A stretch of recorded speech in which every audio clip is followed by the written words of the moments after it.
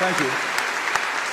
Thank you so much for coming along this evening, and I would also like to extend my respects to my Gadigal brothers and sisters from my people, the Wiradjuri people.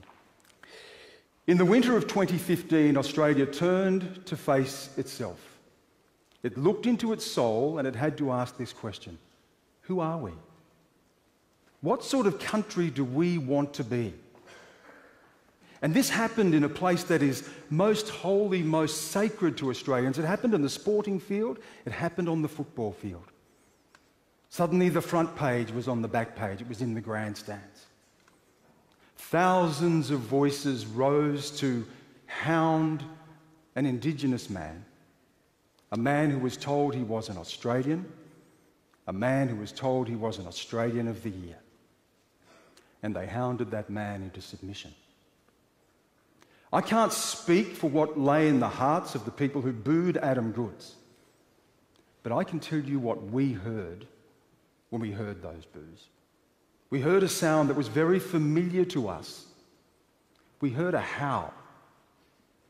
We heard a howl of humiliation that echoes across 2 centuries of dispossession, injustice, suffering, and survival. We heard the howl of the Australian dream, and it said to us again, "You're not welcome." The Australian dream. We sing of it and we recite it in verse. Australians all, let us rejoice, for we are young and free. My people die young in this country. We die 10 years younger than average Australians, and we are far from free. We are fewer than 3% of the Australian population, and yet we are 25%, a quarter of those Australians, locked up in our prisons. And if you are a juvenile, it is worse, it is 50%. An Indigenous child is more likely to be locked up in prison than they are to finish high school. I love a sunburned country, a land of sweeping plains, of rugged mountain ranges. Reminds me that my people were killed on those plains. We were shot on those plains. Disease ravaged us on those plains. I come from those plains. I come from a people west of the Blue Mountains, the Wiradjuri people, where in the 1820s the soldiers and settlers waged a war of extermination against my people. Yes, a war of extermination. That was the language used at the time. Go to the Sydney Gazette and look it up and read about it. Martial law was declared and my people could be shot on sight. Those rugged mountain ranges, my people, women and children, were herded over those ranges to their deaths. The Australian dream. The Australian dream is rooted in racism. It is the very foundation of the dream.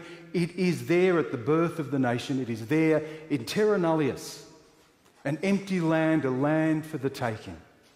60,000 years of occupation. A people who made the first seafaring journey in the history of mankind. A people of law, a people of lore, L-O-R-E, a people of music and art and dance and politics. None of it mattered because our rights were extinguished because we were not here according to British law. And when British people looked at us, they saw something subhuman, and if we were human at all, we occupied the lowest rung on civilization's ladder. We were fly-blown Stone Age savages, and that was the language that was used. Charles Dickens, the great writer of the age, when referring to the noble savage of which we were counted among, said it would be better that they be wiped off the face of the earth.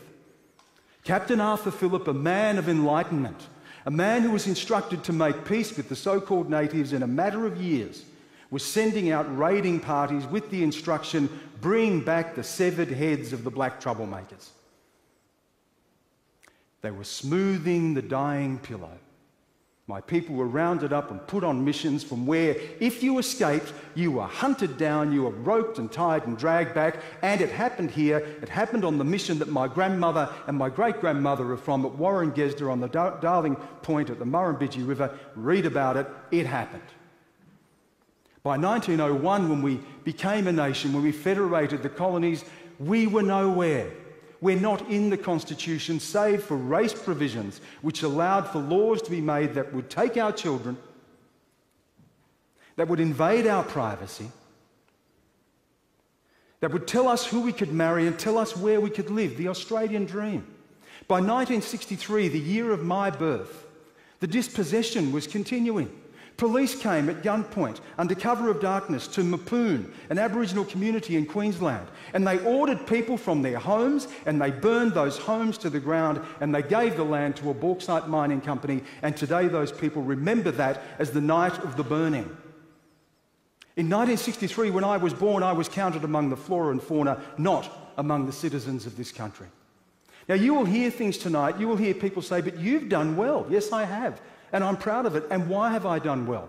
I've done well because of who has come before me. My father, who lost the tips of 3 fingers working in sawmills to put food on our table because he was denied an education. My grandfather, who served to fight wars for this country when he was not yet a citizen and came back to a segregated land where he couldn't even share a drink with his digger mates in the pub because he was black. My great-grandfather, who was jailed for speaking his language to his grandson, my father, jailed for it. My grandfather on my mother's side, who married a white woman who reached out to Australia, lived on the fringes of town until the police came, put a gun to his head, bulldozed his tin humpy and ran over the graves of the 3 children he buried there. That's the Australian dream. I have succeeded in spite of the Australian dream, not because of it, and I have succeeded because of those people. You might hear tonight, but you have white blood in you. And if the white blood in me was here tonight, my grandmother, she would tell you of how she was turned away from a hospital giving birth to her first child because she was giving birth to the child of a black person. The Australian dream. We're better than this. I have seen the worst of the world as a reporter. I spent a decade in war zones from Iraq to Afghanistan and Pakistan. We are an extraordinary country. We are in so many respects the envy of the world. If I was sitting here where my friends are tonight, I would be arguing passionately for this country. But I stand here with my ancestors and the view looks very different from where I stand. The Australian dream. We have our heroes. Albert Namatjira painted the soul of this nation. Vincent Lingiari put his hand out for Gough Whitlam to pour the sand of his country through his fingers and say, "This is my country." Kathy Freeman lit the torch to the Olympic Games, but every time we are lured into the light, we are mugged by the darkness of this country's history. Of course racism is killing the Australian dream. It is self-evident that it's killing the Australian dream. But we are better than that. The people who stood up and supported Adam Goodes and said no more, they are better than that. The people who marched across the bridge for reconciliation, they are better than that. The people who supported Kevin Rudd when he said sorry to the stolen generations, they are better than that. My children and their non-Indigenous friends are better than that. My wife, who is non-Indigenous, is better than that. And one day I want to stand here and be able to say as proudly and sing as loudly as anyone else in this room, Australians all, let us rejoice. Thank you.